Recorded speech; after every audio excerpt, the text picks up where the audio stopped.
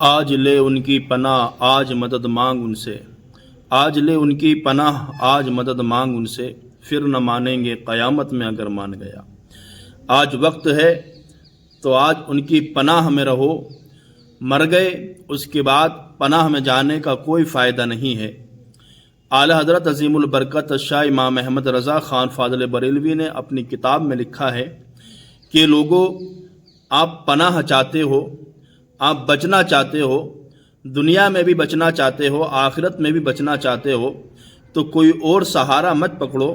سہارا پکڑنا ہے تو سرکار مصطفیٰ صلی اللہ تعالی علیہ وسلم کا سہارا پکڑو۔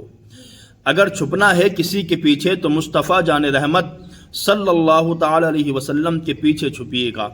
آپ دیکھیں، دنیا تو دنیا، آخرت تو آخرت ہے۔ جو دنیا میں بھی حضور کے پیچھے چھپ جاتا ہے اور حضور کی محبت اپنے سینے میں رکھتا ہے تو اللہ تبارک و تعالی اس کو دنیا میں بھی بچا دیتا ہے۔ دیکھیں، حضور سرور کائنات صلی اللہ تعالی علیہ وسلم کے زمانے میں اعلی حضرت لکھتے ہیں کہ ان کے زمانے میں ایک اونٹ حضور کی بارگاہ میں آتا ہے، آنے کے بعد آپ کو سجدہ کرتا ہے۔ جانور حضور کی بارگاہ میں آتے تو حضور کو سجدہ کرتے، سلام کرتے، صحابہ کرام دیکھتے، عرض کرتے یا رسول اللہ، یہ جانور ہو کر کے آپ کو سجدہ کرتے ہیں تو ہمارا حق زیادہ بنتا ہے کہ ہم آپ کو سجدہ کریں۔ تو میرے نبی کریم صلی اللہ تعالی علیہ وسلم نے ارشاد فرمایا، اے صحابیوں، یہ جانور ہیں اور ان میں عقل نہیں ہوتی ہے، مگر انسانوں کے لیے کسی اور کو سجدہ کرنے کی اجازت نہیں ہے سوائے اللہ تبارک و تعالیٰ کے۔ اللہ کو سجدہ کیا جاتا ہے، کسی اور کو اگر خدا سمجھ کر کے سجدہ کیا جائے تو شرک ہے، وہ مشرک ہو جاتا ہے، اور اگر تعظیمی سجدہ بھی کیا جائے تو وہ حرام ہے۔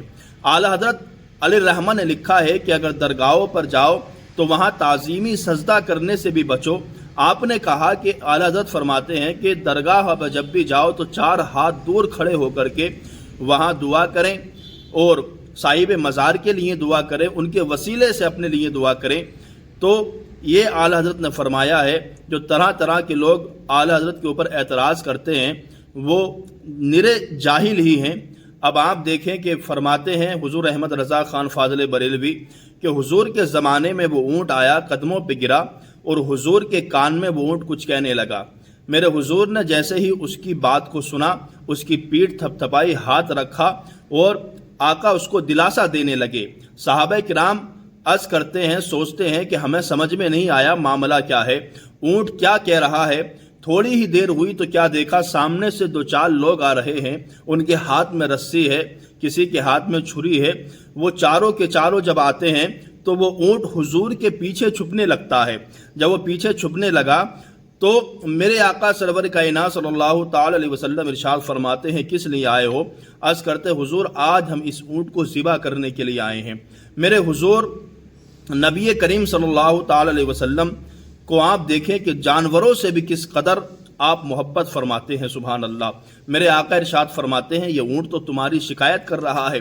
کہا کیا کہتا ہے؟ میرے آقا ارشاد فرماتے ہیں، یہ اونٹ کہہ رہا ہے کہ جب تک میں جوان تھا میں ان کے یہاں کام کاج کیا کرتا تھا، مجھے کھلانے سے زیادہ مجھ سے کام لیا کرتے تھے، میری طاقت سے زیادہ یہ مجھ سے کام لیتے تھے، جبکہ آج میں بوڑھا ہو چکا ہوں، میں کام نہیں کر سکتا، تو اب جب ان سے میرا کام نکل گیا تو انہوں نے اب مجھے سوچا کہ ذبح کر کے اس کو کھا لیا جائے۔ تو حضرت میرے آقا ارشاد فرماتے، یہ تمہاری شکایت کر رہا ہے۔ تو وہ کہتے، حضور کیا کیا جائے؟ میرے آقا فرماتے ہیں، اس کو چھوڑ دو اور اب اس کو ذبح نہ کریں۔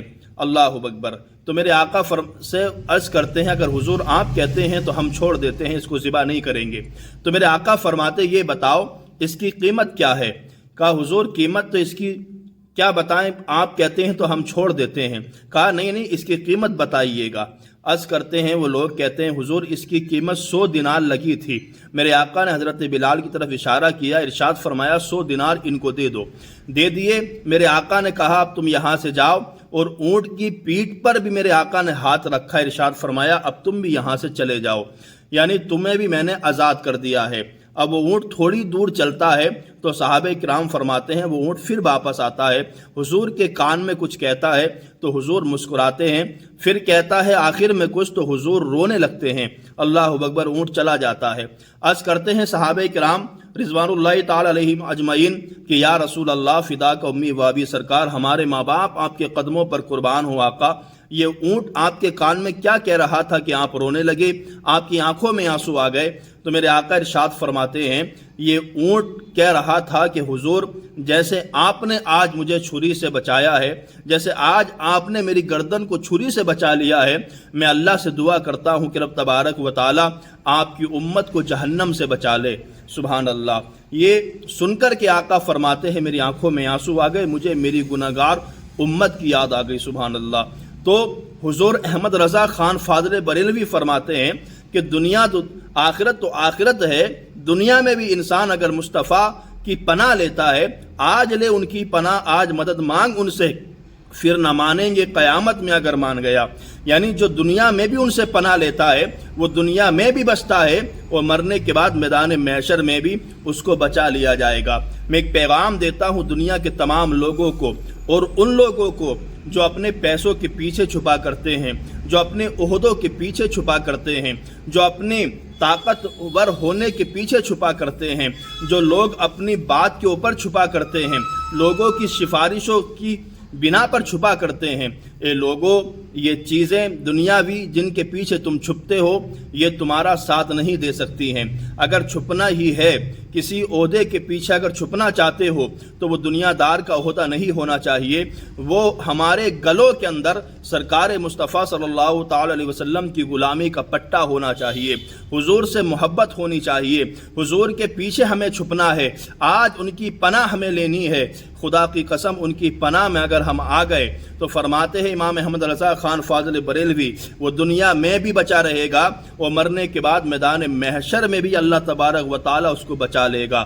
شرط یہی ہے کہ مصطفیٰ کے پیچھے ہو جاؤ، مصطفیٰ کی پناہ میں آ جاؤ، ان کی پناہ میں رہنے لگو، یعنی جس طریقے سے میرے مصطفیٰ نے کہا ہے زندگی کو جینے کو، اس طریقے سے ہمیں زندگی کو جینا ہے، اور اس کے ساتھ ساتھ سرکار مصطفیٰ صلی اللہ تعالی علیہ وسلم کی محبت کو ہمیں اور آپ کو اپنے سینوں کے اندر موجزن رکھنا ہے، اور دعا کرتے رہنا ہے یا رسول اللہ، اور دعا کرتے رہنا ہے کہ میرے مولا ہماری نسلوں میں بھی جو آنے والے بچے ہوں وہ بچے بھی یا رسول اللہ کہنے والے ہونے چاہیے، مصطفیٰ کے عاشق ہونے چاہیے۔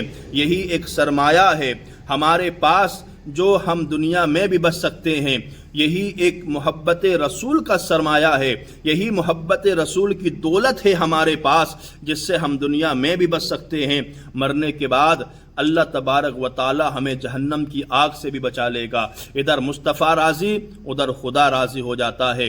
خدا کی رضا چاہتے ہیں دو عالم، خدا کی رضا چاہتے ہیں دو عالم، خدا چاہتا ہے رضائے محمد۔ تعجب تو دیکھو کہ فردوس اعلیٰ بنائے خدا اور بسائے محمد، بنائے خدا اور بسائے محمد۔ سبحان اللہ۔ پتہ یہ چلا کہ مصطفیٰ کو ادھر راضی کر لو ادھر خدا راضی ہو جاتا ہے۔